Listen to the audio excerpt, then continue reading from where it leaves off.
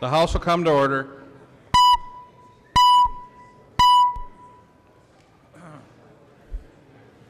Messages from the Senate.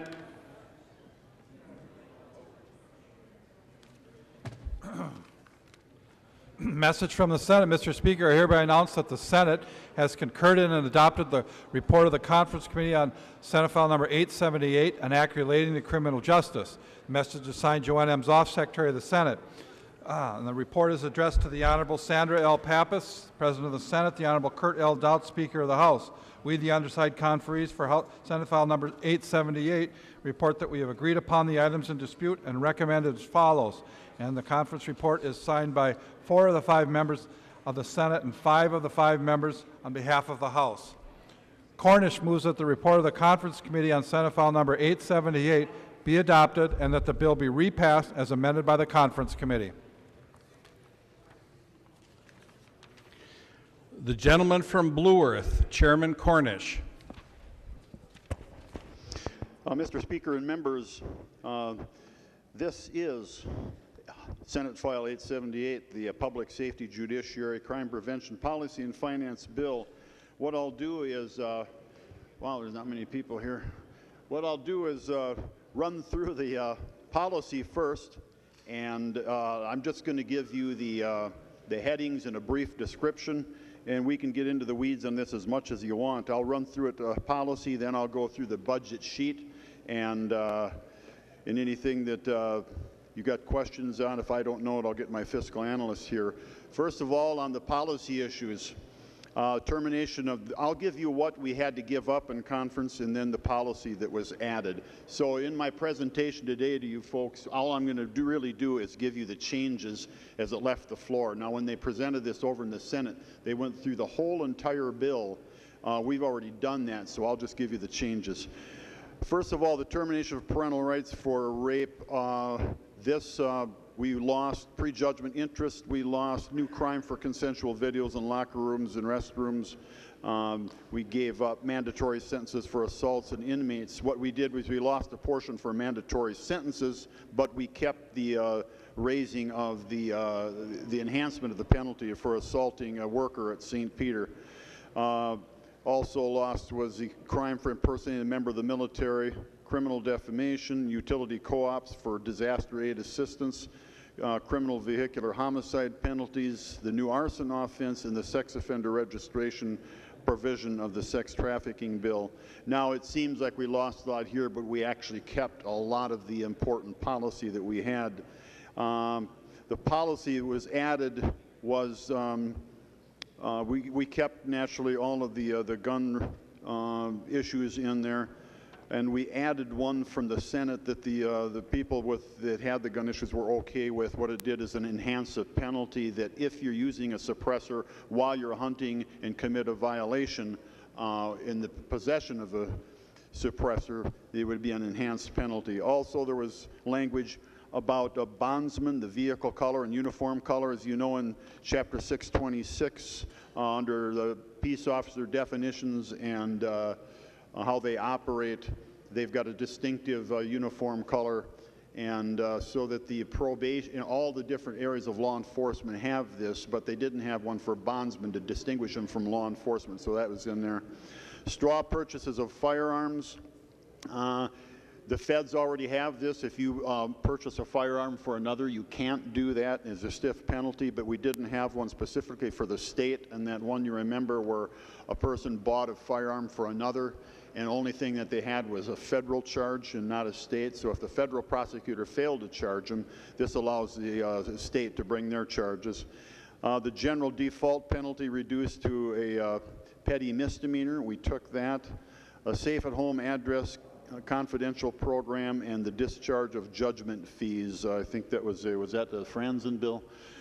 So that was the policy changes. Now in the budget, what we did is we went to the governor got his request in a new target of 4 and 4 for the judges and staff, and I think 11.4 million for the BCA. That was the two big things that the governor got. So The people that wanted to see the judges get and staff get a bigger compensation, that was, I think we started out at 1.5. It's up to 4 and 4. The same thing with the Supreme Court, Court of Appeals, District Court. Tax Court, we had the judges were 4 and 4. We got some mandated info technology services and a third law clerk. The Public Defense Board, since they went up, I think they had requested 41 or something like that attorneys, and we started out about half of that, or 20.5. We ended up at 38 new public defenders in the Public Defense Board. The Public Safety, Homeland Security, we have them a 1.8 salary like the others, but we have that money in there for the anti-ISIS, the El Shabaab recruitment, $250,000 each year. The Bureau of Criminal Apprehension, where they went up, was $11.4 million, the full governor request, and additional crime fighting, supplies and equipment, live scan replacement, a number of issues where they went up in. Fire marshal, a lot of you are concerned about the fire safety account. They did borrow money from that, but as different in the past, it's going to be paid back and replenished or backfilled, so they're not going to lose any money. And the fire safety folks met me afterwards, and they're okay with that. The Office of Justice Programs, there was quite a bit of money that went into that. Some of you have expressed concern about youth and prevention, YIPA. That is up to 1.5 million, 1.3 million crime victims, 800,000 into the child advocacy centers that we talked about. I think that was a Brian Johnson bill. 200,000 into prosecutor training. 500,000 in sex traffic prevention, 600,000 juvenile detention alternatives, 300,000 in crime victim suicide support line, 80,000 in the Lost and Wondering, where there was Lifesaver Lost and Wondering grants that people were talked about, and 200,000 advocate for family peace, a domestic abuse shelter.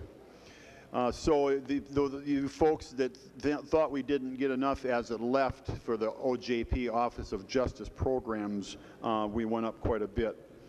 The Post Board, for some of you that know the Post Board or care deeply about it, the Peace Officer Standards of Training, we haven't given them an increase, a regular increase, and I don't know how long. So we were successful in getting them a $250,000 operating increase. And that's where $200,000 went in for the training for crisis de-escalation. The Private Detective Board, the Senate had felt bad for the Private Detective Board and gave them an administrative assistant because they were overworked, so they have one new staff person. The Human Rights Department, we came up to 2 new staff positions. Corrections, they didn't fare so well as the other departments, but we did get some money to them, and we gave them, I believe, about full funding for their Fugitive Apprehension Task Force. That's the one I had talked about. And then the doulas, some of you folks that wanted the doulas into the corrections in the county jails, we put I think 60,000 in there for doulas, and I didn't even know what they were until this turned up. The community services operating costs, well, we put 9.8 million in that into state and county probation agents, and that's about it. We got another sheet here. One thing that I forgot to do before, and I'd like to thank my conferees, Deb Hillstrom, Brian Johnson, Jerry Hertaz, and Kathy Lomer. Everything went well. We closed it up. When we did it last night, the Senate argued more than amongst themselves than anybody else did. And all in all, it was a good bill. And a lot of you folks had some reservations, and not even a lot. There was a few that fell off the grid when it left here because we didn't have enough money in it for certain categories, YIPA and OJP. So I hoping that we'll pick up a few more votes as it leaves today, and I'll stand for any questions. Discussion. The gentleman from Ramsey, Representative Pinto. Thank you, Mr. Speaker. Members, I want to comment about a couple aspects of the bill. I want to thank the chair and the conference committee for a number of aspects of this. There's some really important funding in here for programs that I'm familiar with in my work as a prosecutor. I'm especially pleased about the funding to public defenders, to the youth intervention programs, and the crime victim services. This is really important work that these groups do throughout the state, and it's really good that the funding that we had leaving the floor here in the House has gone up even further. And I'm very pleased, and I didn't talk too much about this earlier, but I want to point out to folks that we really are kind of at a historic moment in the area of investigating sex trafficking. This bill will have grants totaling $500,000 over the biennium to multi-jurisdictional efforts to fight trafficking. Many of you are aware of these efforts that have gone on in your own communities. There are individual law enforcement agencies that have contacted you, some letters that I forwarded regarding that. And this is really important, and this is work that really is connecting our safe harbor work that we've done for getting some services and support for victims, having that gap be filled in where we're going after traffickers and identifying the victims through law enforcement as well. So I appreciate that work. Having said that, there is one really glaring gap in the bill that's of deep concern to me and to many others as well, and that relates to the idea of restoring the vote for folks who have been convicted of felonies. Members, I have prosecuted many cases that have sent people to prison.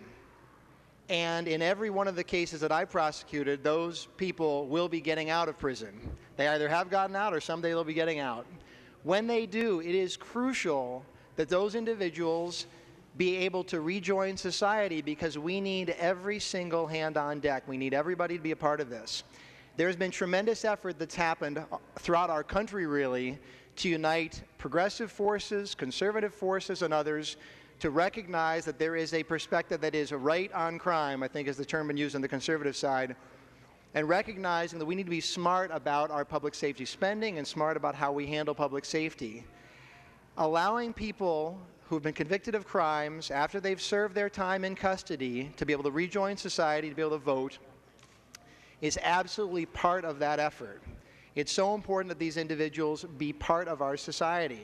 And it is deeply disappointing that and it's my understanding at the House leadership level that this has been something that has been kept out of the bill, and that instead we do have some policy provisions in here relating to firearms and other things. I'm really concerned about that, members, and to my mind, this is something that is a civil rights issue that is absolutely crucial. I think 49,000 Minnesotans are currently disenfranchised, many of them outside the metro area, in fact, all throughout our state and every one of our districts. So I hope that in the future, this is something that we'll be moving towards and making sure that every one of these individuals has the right to vote. So I will be voting in favor of the bill. I think there's a number of really good investments being made here, and I appreciate the work, but I am disappointed in the lack of making sure that those folks who served their time are not set up to rejoin our community right away and participate in our democracy. Mr. Speaker, members, thank you. Gentleman from Hennepin, Representative Hertas. Well, thank you, Mr. Speaker and members. Representative Pinto, thank you for those generally kind words about the work that we did in the Public Safety Committee. Representative Hillstrom, I want to especially thank for a lot of very helpful insights into the workings of a conference committee, and I thank you with much respect for the contributions that you made.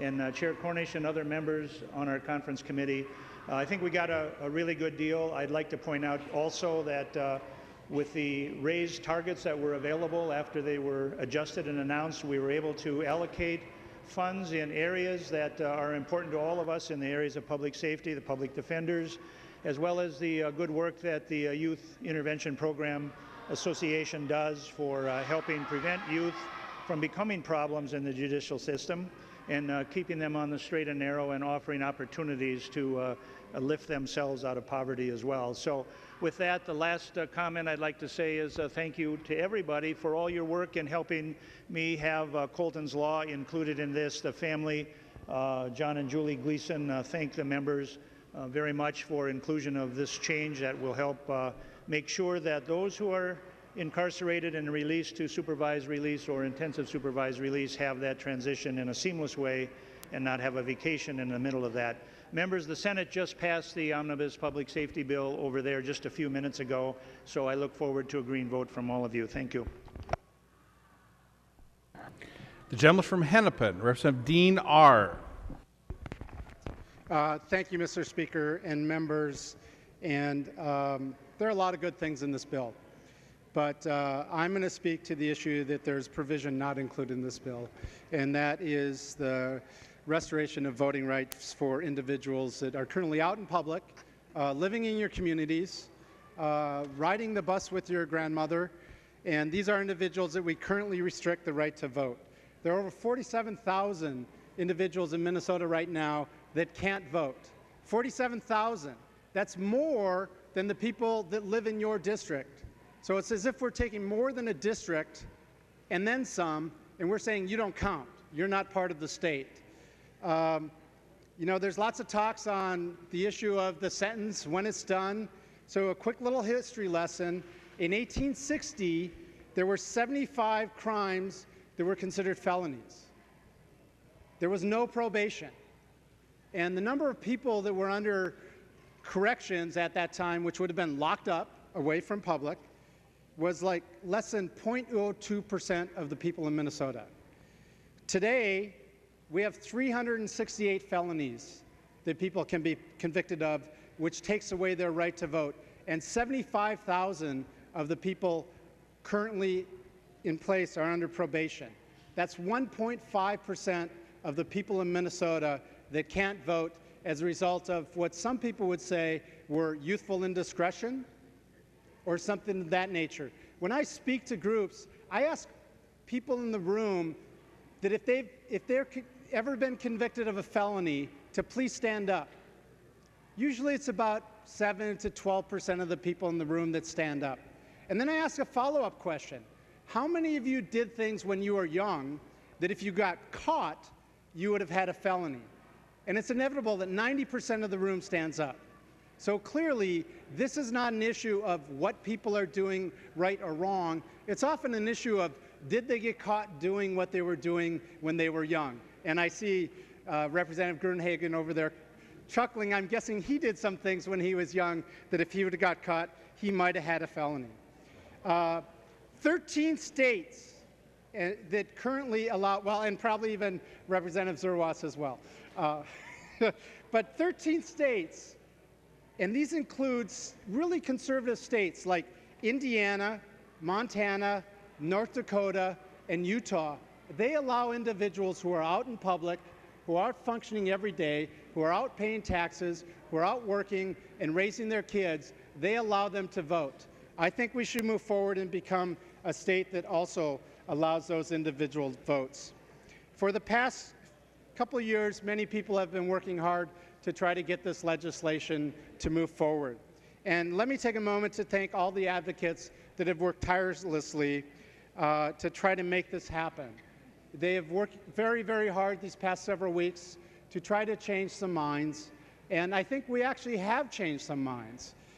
A couple of years ago when I carried this bill, there was only, I think, 1 or 2 GOP members that had signed on to it. This year, the bill to restore the right to vote was carried by Chair Cornish, and I want to thank him for that. And I have no doubt that you actually believe that this is the right thing to do. And there was roughly, I think at one time, 13 Republican legislators that had signed on to it. As we've got to the point where we are today, there are currently only 8. So some of you have either changed your mind because you think it's now the wrong thing to do, or you have taken some instructions from leadership to say this isn't a good bill for you. This is a good bill for everybody. Restoring the right to vote allows individuals to participate completely in society, peace officers have said that this is one of the things that have individuals do really good things out in the community and engage them and engage their communities. There's no evidence that restoring an individual's right to vote does anything to prevent future crimes. No evidence that this does anything to improve public safety. So in many ways, if this is something that you support it because you think it's important that people are punished for what they have done, not because you want them to be good individuals. We've had many groups that have been supportive of reenfranchising voters in Minnesota, and I want to take a moment to name a few of them.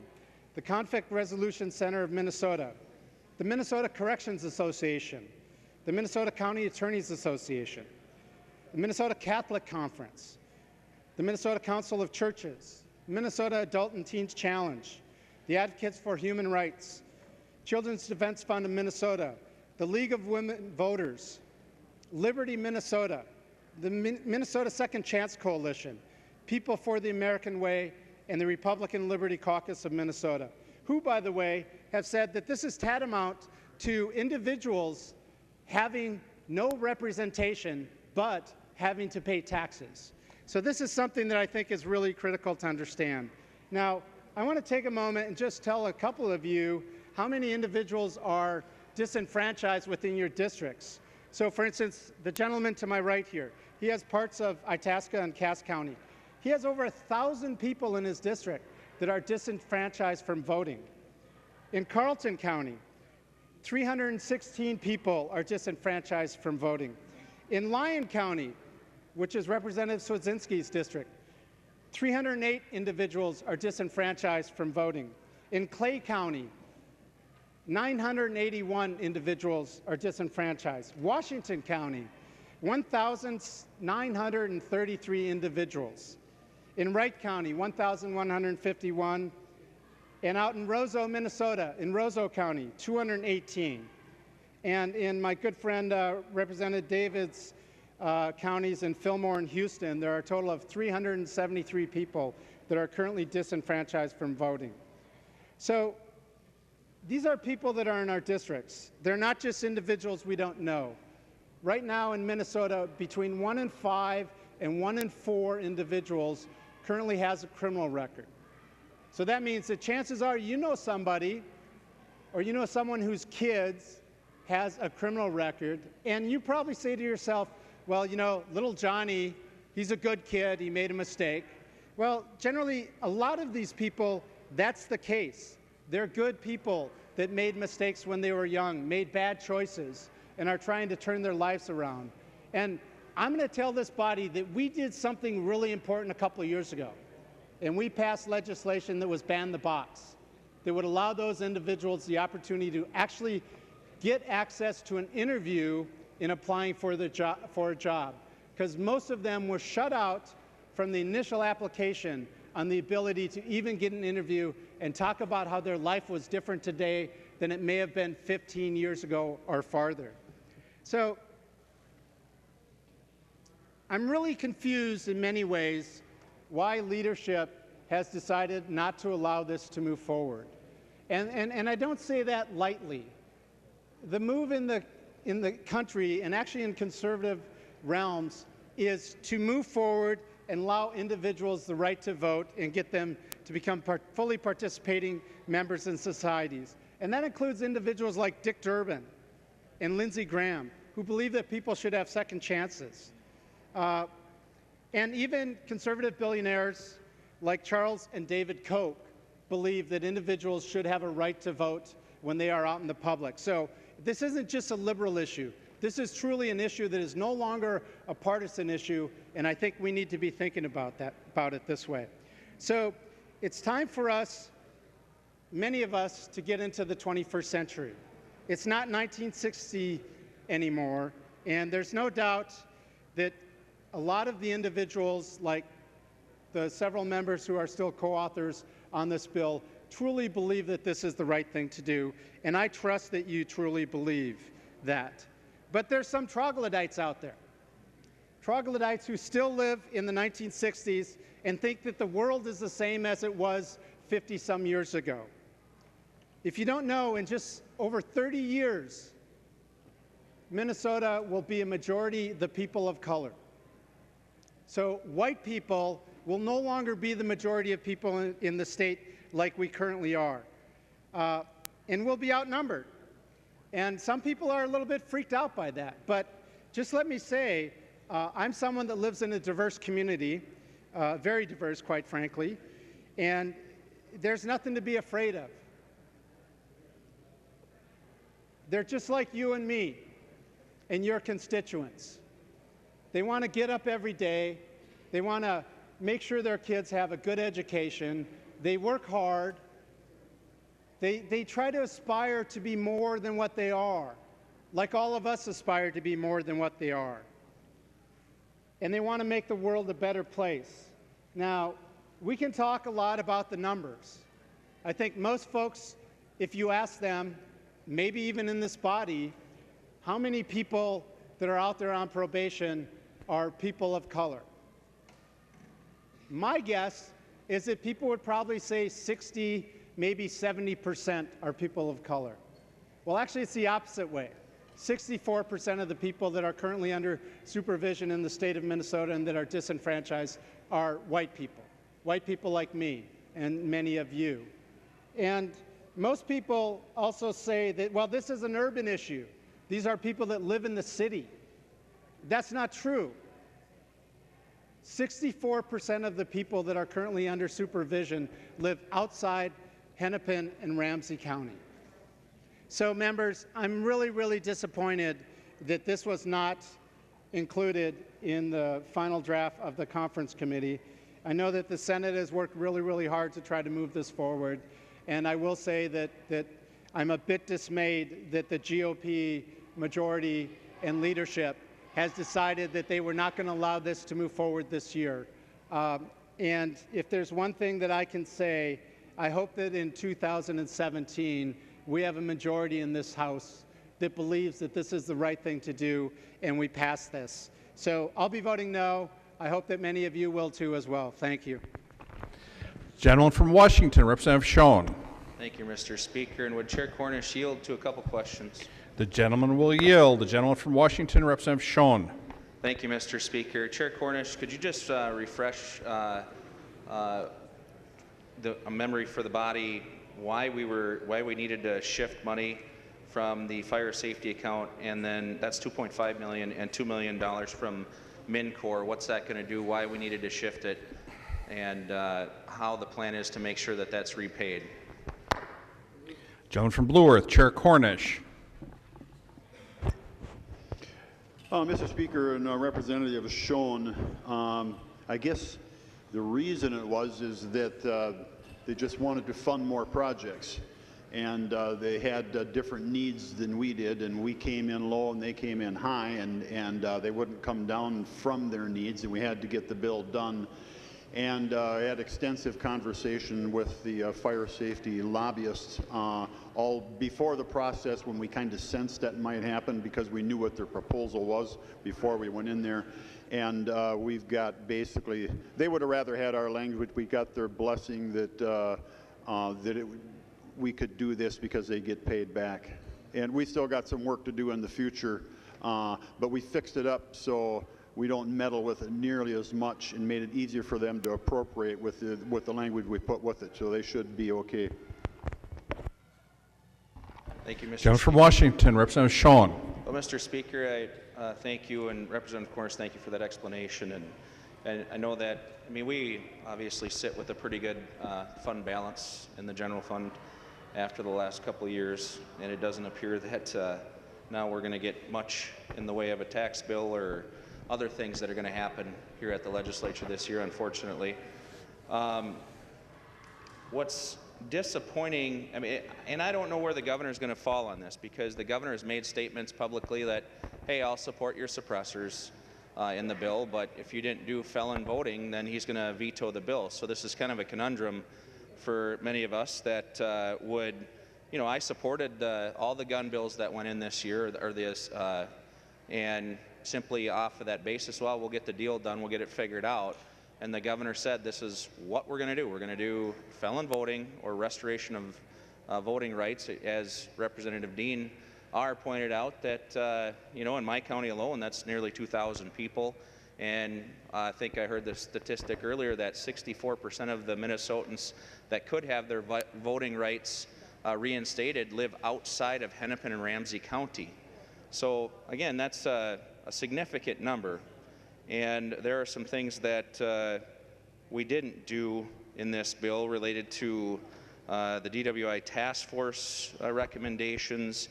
And that actually has been kind of troublesome over the last couple of years, because there were recommendations related to ignition interlock that went immediately political, and people were attacked on that. And now look at us today. It's an issue that we can't even bring up. Our members were attacked on ignition interlock during the campaign, and Representative Hertas brought a bill to committee on ignition interlock. Now, I happen to agree with Representative Hertas that those are the right measures, because, heck, if they have to breathe into a tube to get the car started, we're going to have less people driving drunk on the road. That's the only way to do it. That's a guarantee, unless you have a partner there to take care of the breathing for you. But unfortunately, the reality is it's political now. So I don't know when we're going to get those things done. I hope we do. Seems that we had more people on some other bills that were going to be more supportive in this body that used to be more political. And now they aren't quite as political, but yet they're still political. And I'll be supporting this bill today with the caveat that, I kind of think that Governor Dayton should stand by his statement in the media that if he wanted the suppressors in the bill, then he wanted restoration of voting rights for all those Minnesotans. And I can promise you right now, if he vetoes the bill, you won't have my vote to override his veto. There's a lot of good things in this bill, because we do work together on this a lot. But there's a couple points that are problematic for me and the citizens I serve. The lady from Olmsted, Representative Liebling. Thank you, Mr. Speaker. Would Representative Cornish yield to a question? He will yield. Representative Liebling. Thank you, Mr. Speaker. Representative Cornish, I thought I had seen in the press or on Twitter or something earlier today that changes had been made very recently in the suppressor language that's in the bill. And I just wanted to ask you about that. I'm sorry, when you started presenting the bill, I was in the retiring room and came in and didn't get to hear whether you covered that, so I apologize if you did. But I wonder if you could just kind of go through with us briefly what kind of gun language is in here. I'm particularly interested in the suppressor language and whether that is still the language that the governor has expressed concern about. The gentleman from Blue Earth, Chair Cornish. Mr. Speaker, Representative Liebling, I'll give you a real quick dissertation on that. First of all, just so everybody knows, it was said in the Senate side that law enforcement is against suppressors. That's a broad statement. It's like saying you have a bipartisan vote when only one from the other party votes. Only one group sent us, the chiefs of police sent us a weak letter saying they had concerns. We didn't hear from any other law enforcement showing up or letters or testifying. So one group gave rather a weak letter. The changes in the, also 39 states allow suppressors. I had my researcher call over 10 of the states that do. They say they're completely non-issue. They're not used in crime. If somebody steals them from a house, they don't turn back up in crime. They're not a threat to law enforcement anywhere where you could find. We don't know what the problem is. It was like we tried to take the word scary out of LPRs. I wish we could do the same because there's no empirical evidence whatsoever that they're a danger to the public or law enforcement. Now, having said all of that, the only change that I know of that's made in the suppressor bill from the start is one change that was offered by the Senate, and the DNR came to them with a suggestion that if you're in possession of a suppressor while you commit a violation, there should be an enhancement. So that's the only change. It's an additional protection, or whatever you would call it, for the people that aren't comfortable with suppressors. If you hunt with them and commit a hunting violation, it's an additional penalty. That's the only change that I know of since this bill originated in the committee process. Representative Liebling. Okay, well, thank you, Mr. Speaker, and thank you, Representative Cornish. I wasn't really asking for a great defense of the provisions so much as I was just about the changes, and I think I understood you to say that there are these enhanced penalties in there for using a suppressor in a crime. Okay, well, that's good to know that that hasn't changed. So I'm assuming that this is still the language that the governor had problems with. I mean, we've had a lot of debates here on the House floor about gun policy, and I think people often have pretty firm positions, and I'm not asking to reopen that right now and re-argue it. I'm just simply trying to understand what's in this conference report, because things are moving pretty quickly here, and I haven't had a full opportunity to really read the bill, and I don't know how many members have who aren't on the committee. So just trying to understand what's going to be voted on here this evening.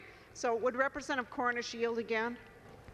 He will yield. Representative Liebling. Thank you, Mr. Speaker. And Representative Cornish, I just kind of want to know which gun provisions are in the bill. Just, you know, again, not to debate them here again, but just so that we all understand what it is that's in here that we'll be voting on in a few minutes. Thank you. Chair Cornish.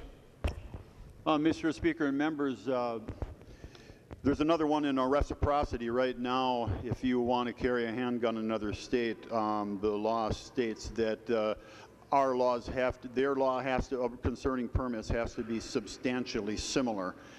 In this one, we remove the word substantially and leave similar in the reciprocity agreements that allows the DPS commissioner to look at each state's laws versus our laws. They still have trump power. They can say, no, it's not even similar, and still restrict somebody from another state in carrying Minnesota, but it strikes the word substantially, so it gives them a little more room. It's like the difference between identical and similar. It gives them a little more area to interpret it. Another one is the emergency powers. If a state of emergency is declared in Minnesota, basically it says you can't take the gun if you can't take the person. In Katrina, the law enforcement floated around in boats and jerked guns out of houses without warrants.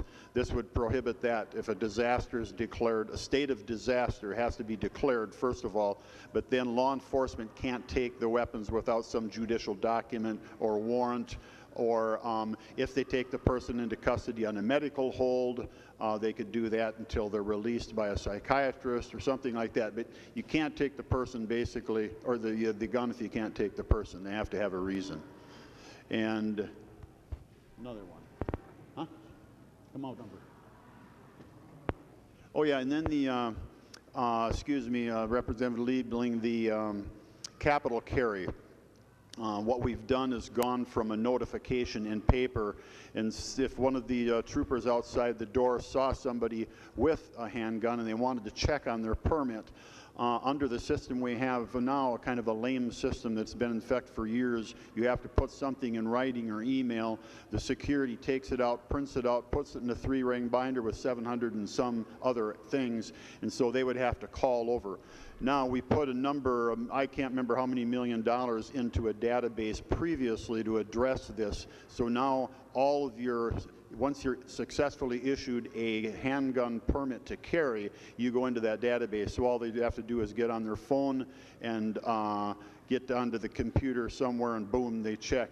So we've deleted the requirement that you have to notify them in paper.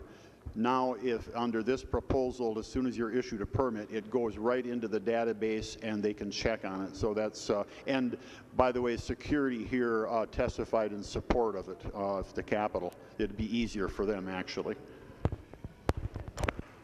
The member from Washington, Representative Lomer.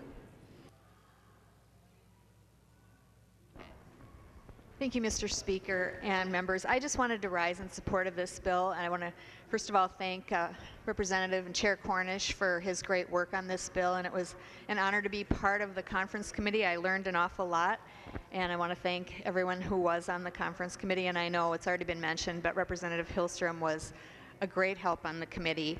A lot has already been mentioned on the good provisions in this bill, but one that really kind of jumps out to me is the one where we are supporting the crime suicide survivors, a portion of the bill, and funding that was really important. We heard some incredibly sad and moving testimony from folks in our committee whose loved one was a suicide victim, a murder-suicide victim, or something like that, and what these folks go through in the grieving process is just very, very difficult. And the folks that work with these people, it's a very specialized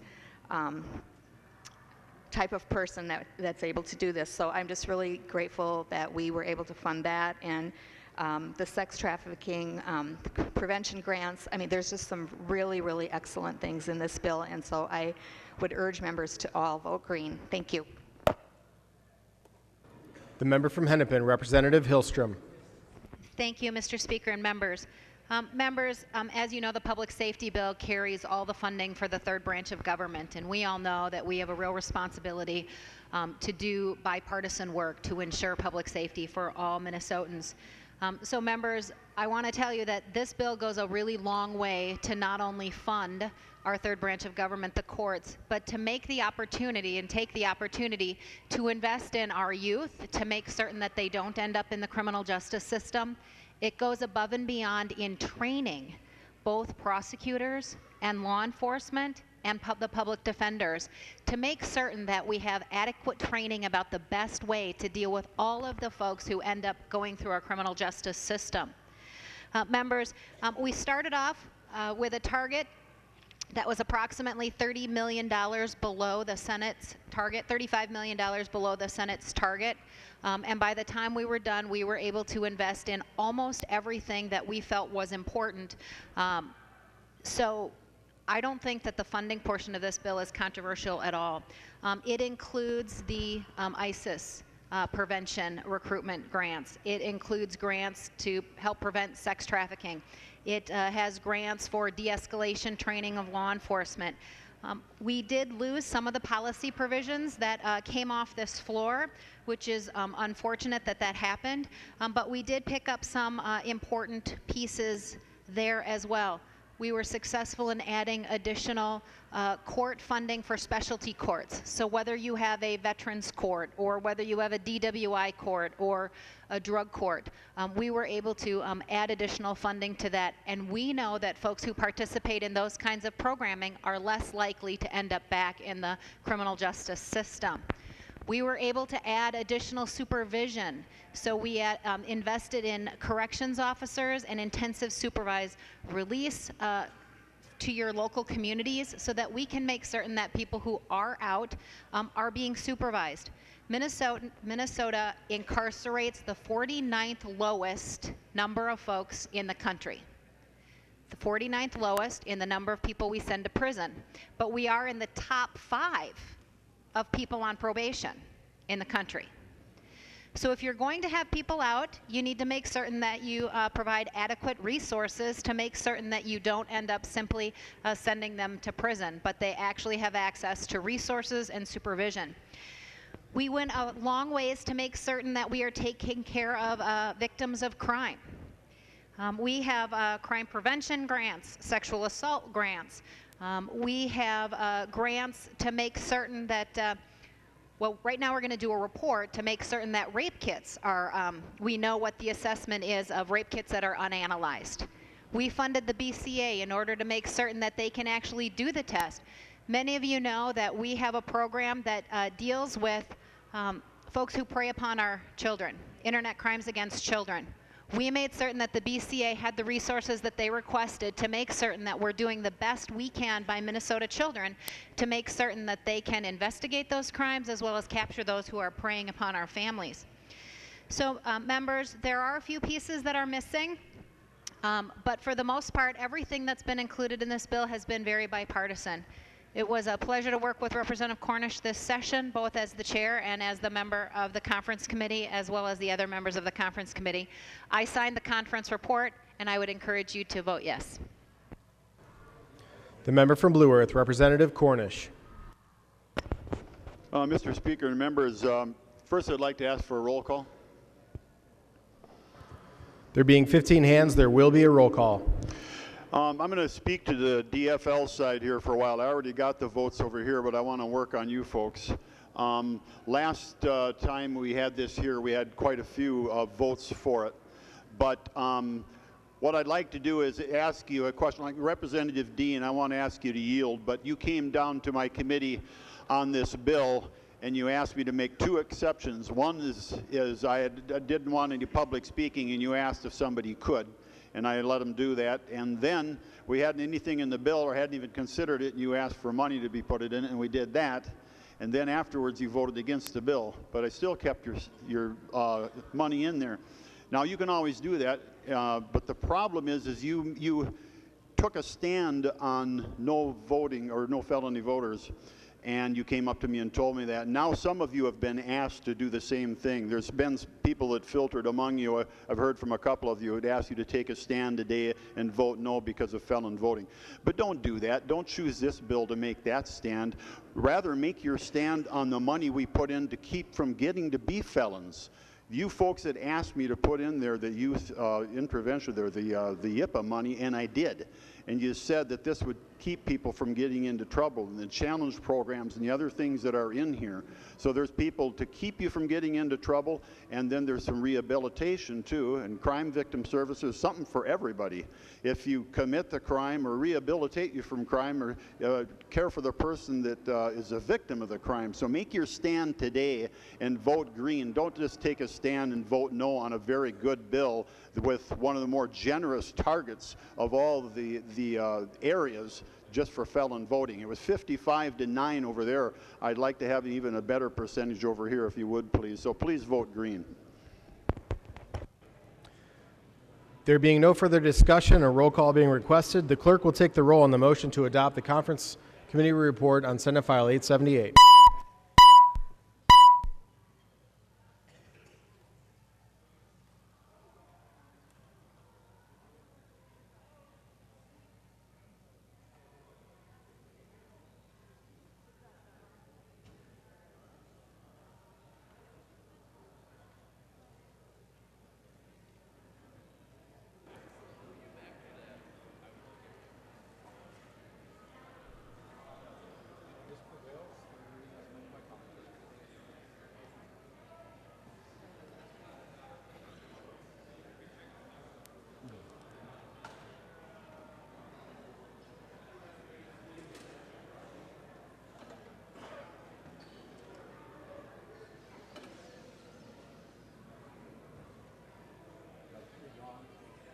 Yep.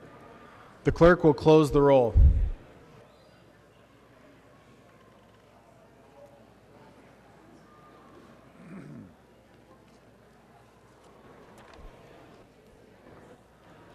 There being 108 ayes and 23 nays, the motion prevails, and the chief clerk will give the bill, the Commerce Committee report its third reading.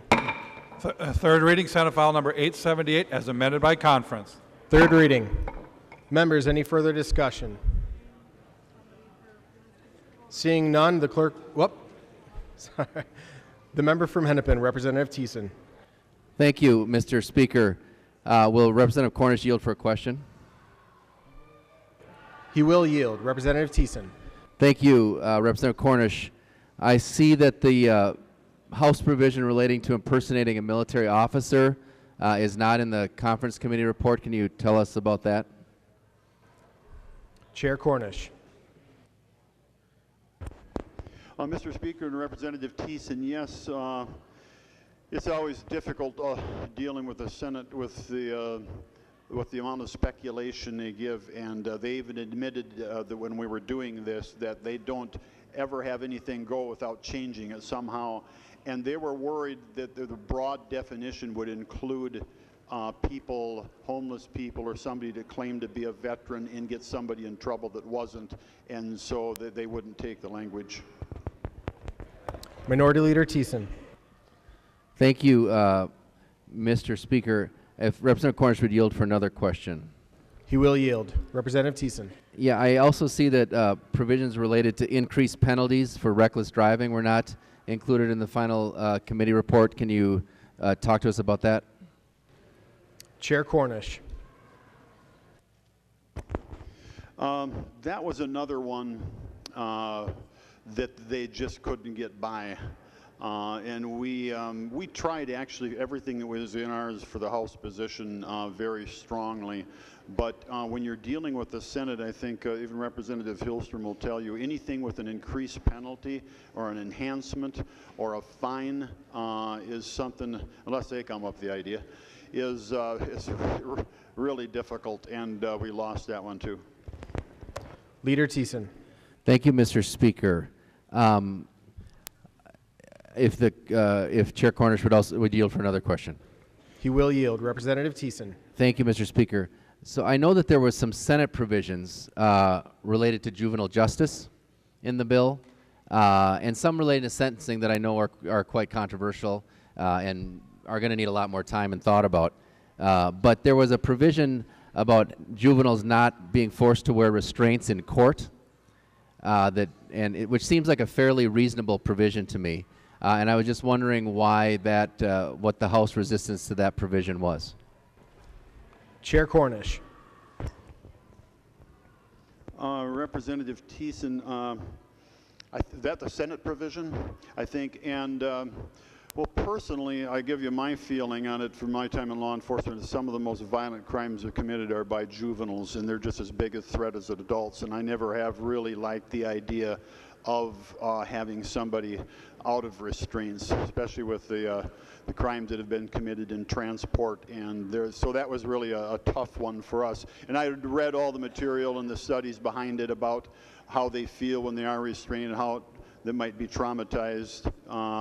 But most jails now, after the people of breaking windows out of squad cars and boogieing down the street, have, and transport officials, even if they're private, has use of restraints. It was just too far of a stretch to go for us for a safety issue. And I think that the County Attorney Association opposed it.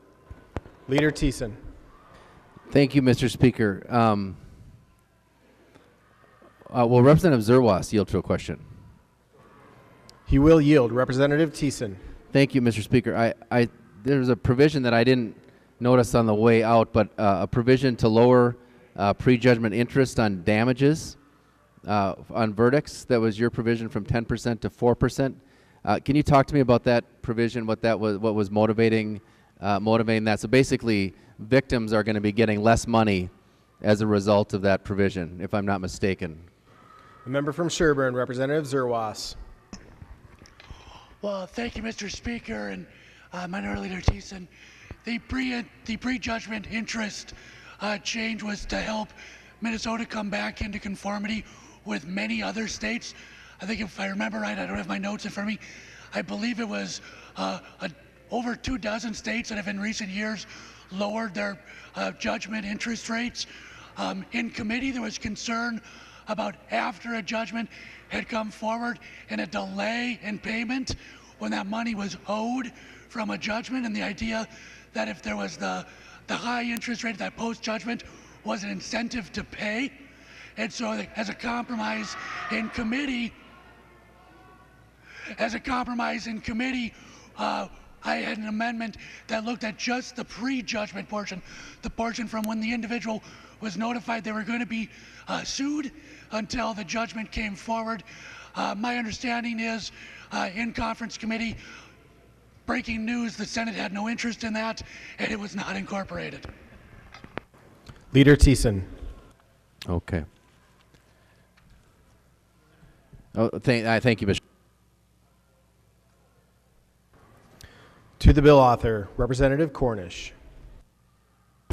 I didn't know if there was any other question, Mr. Speaker. Representative Thiessen, I misspoke in that we had two provisions. One was Representative Swedinsky's that we lost in criminal vehicular homicide or criminal vehicular operation CVO enhancements that we lost, but the reckless driving, if that's the term you use, that's still in there. So I was just on the wrong one.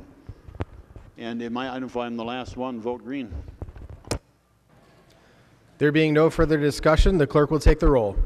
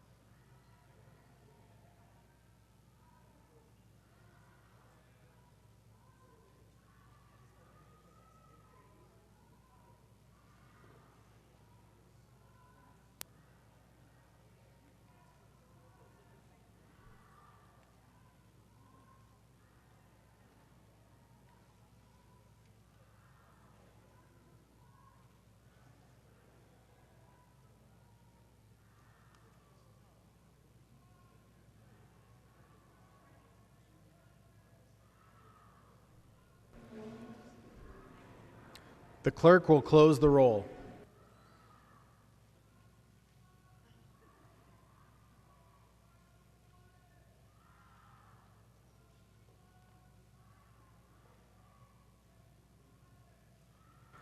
There being 116 ayes and 15 nays, the bill is repassed as amended by conference and is title agreed to. The member from Hennepin, Majority Leader Pepin. Thank you, Mr. Speaker and members. I move a recess to the call of the chair, approximately 2 hours. Republican members will caucus immediately after recess in room 5. Minority Leader Thiessen. Thank you. If the Majority Leader would yield for a question. She will yield. Minority Leader Thiessen. Could you just tell us what bills are going to be coming up kind of on the agenda next? Majority Leader Pepin. Thank you, Mr. Speaker and Representative Thiessen. Some of the things that we could be looking at are conference committee reports, elections, campaign finance, license plate readers, education finance may be available. Not exactly sure which ones that we're taking up, but those are the ones that are possible. Also, pension bill could be come up too. Minority Leader Thiessen. Thank you, Mr. Speaker. The House Democrats will caucus right after we recess in room 200.